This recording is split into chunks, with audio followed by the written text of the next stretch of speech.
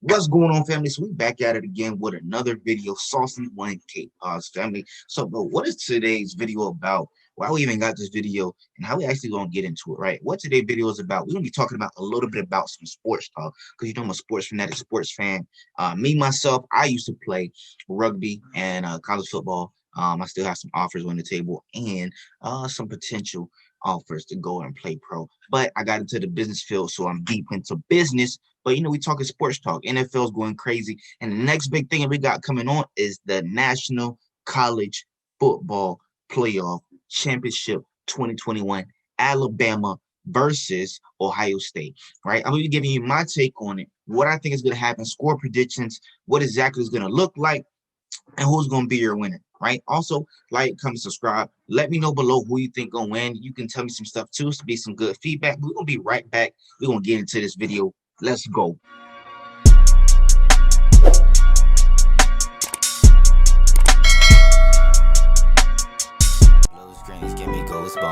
I'm back at it again with another video.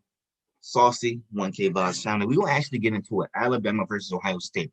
First of all, let me know who you picking. Why are you picking them? Score predictions. And man, we're about to get into it. We're gonna go on to both sides. We got two good teams here. Ohio State from the Big Ten. They only played 7 games, went 7-0, smashed through everybody, came through the college playoffs, got on the ball running. They beat Indiana in a Big Ten championship game. Super close when they won. Trey Sermon went off in the semifinals. No, I said it wrong. They played Indiana the game before, beat Indiana. Then they played Northwestern in the Big Ten championship game.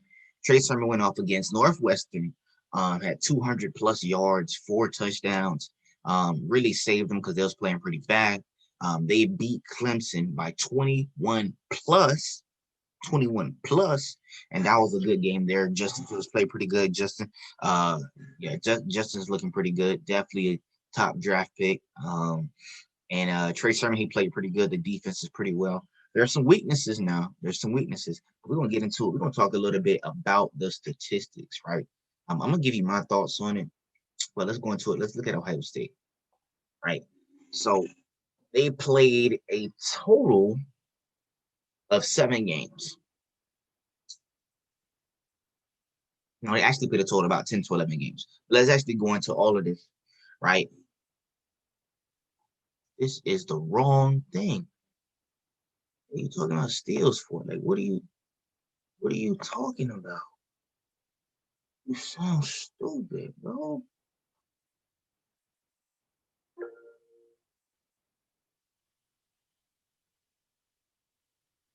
Let's see. Where's this?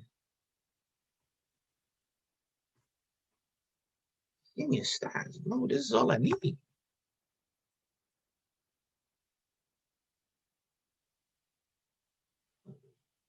That's all I need.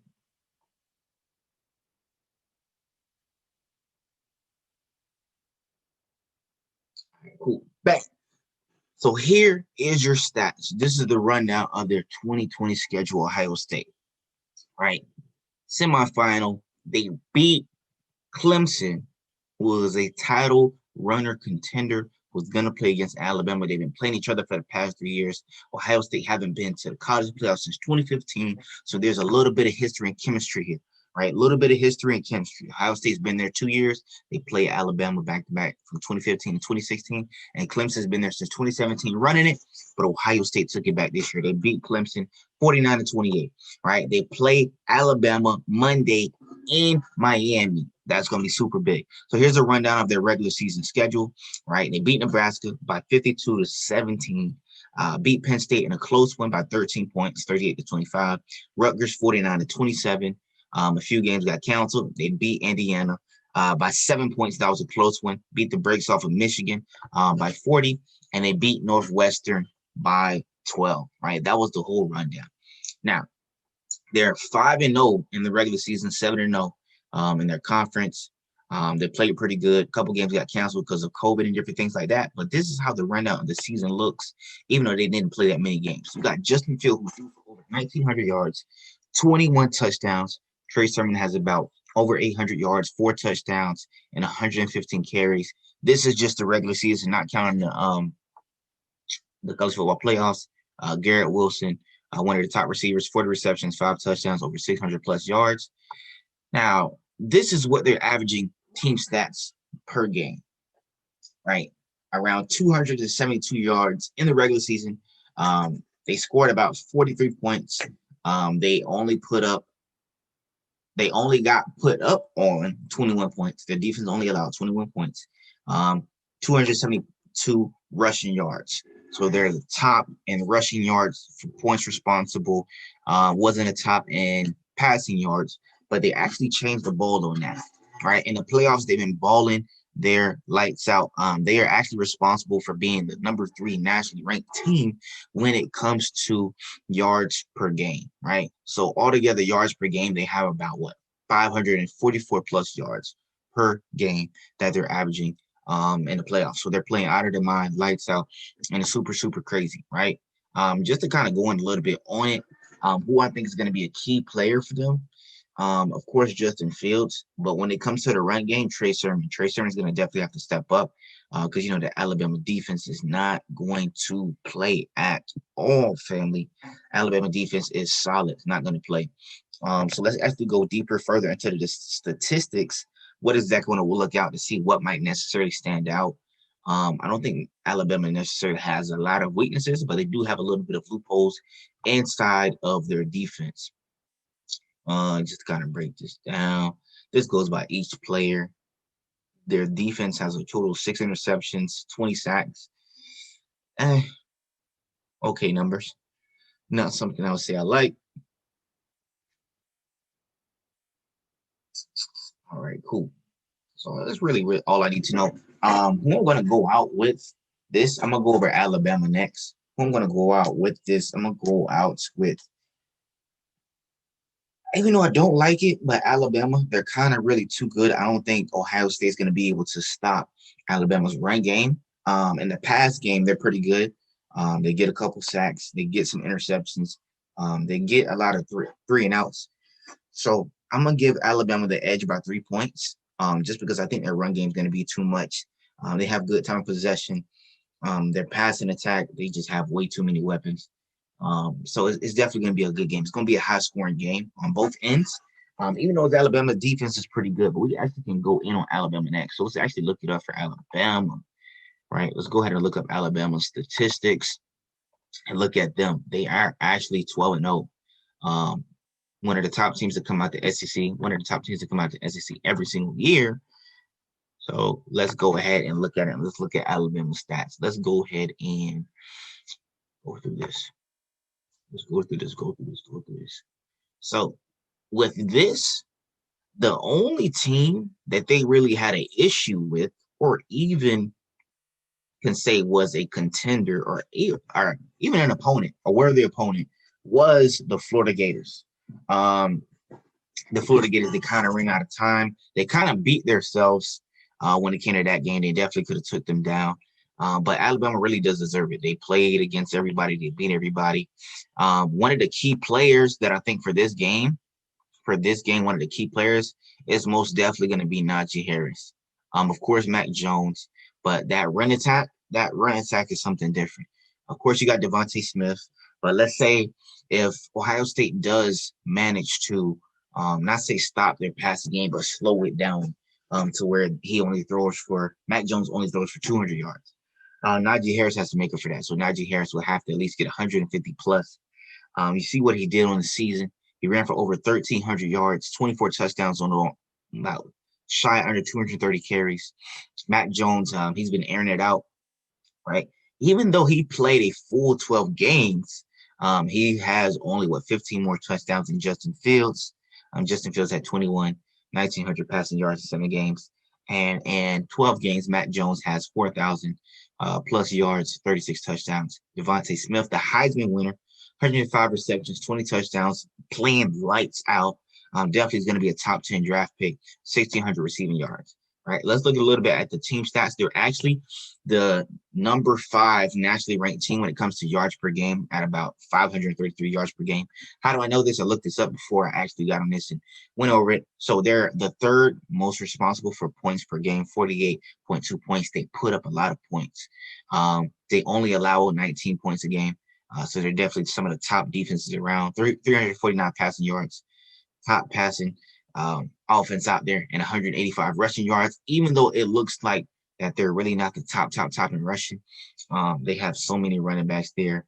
A younger running back, I don't necessarily know the individual's name.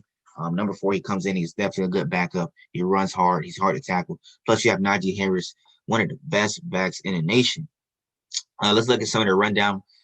They beat Notre Dame, who I do not think was a worthy opponent in the semifinal. I believe they should have played Texas A&M. It would have been a much better game.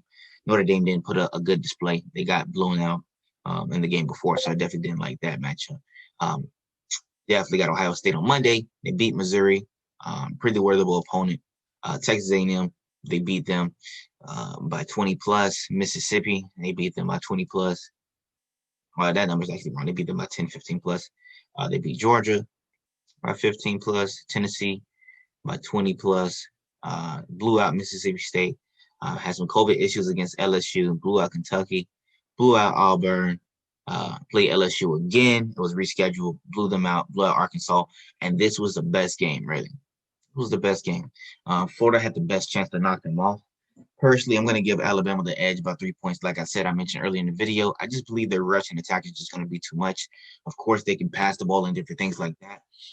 But yeah, the rushing attack is definitely something serious. Najee Harris is not something to play around with. He's really breaking a lot of tackles. He's definitely getting yards after contact. He likes contact, and he's very swift, and he knows how to avoid contact and different things like this. So let's actually go ahead and look at some things on the defensive side. So they have about 17 sacks. 17 sacks, 4 interceptions. So their defense doesn't have many turnovers, but they are playing good ball. The defenses are very similar. Ohio State and Alabama defenses are similar. The only thing I kind of got a question about is if these corners are actually going to tackle, right? These are some of your top players for Alabama: Mac Jones, Najee Harris, Devontae Smith, Dylan Moses, one of the top linebackers, definitely from my high school, Malachi Moore, the freshman who is balling lights out. So let's look at I was looking at Ohio State earlier. Let's look at who are some of the top key players. Of course, you have Justin Fields, who's going to be up there. Let's look at who are some of the top players. Justin Fields, Trey Sermon, Garrett Wilson, Sean Wade with 2 picks, and their top linebacker for the team, Pete Werner, with 46 tackles. All right, like I said, who I got winning this game, I actually have Alabama by 3 points. It's going to be a high-scoring game. These teams are very, very, very, very similar. They have history of being in college football playoffs together. It's really going to be a lot. It's going to be dope. So let me know in the comments below who you think is going to win, why they're going to win, and give me some score predictions. I'm going to go with a score of 31-28, high-scoring game. Alabama wins. Yeah, 31-28 is a good, reasonable score for me for Alabama. Alabama wins by 3, and yeah, Ohio State may prove me wrong, but I believe their defense just kind of is Alabama's defense is too tough.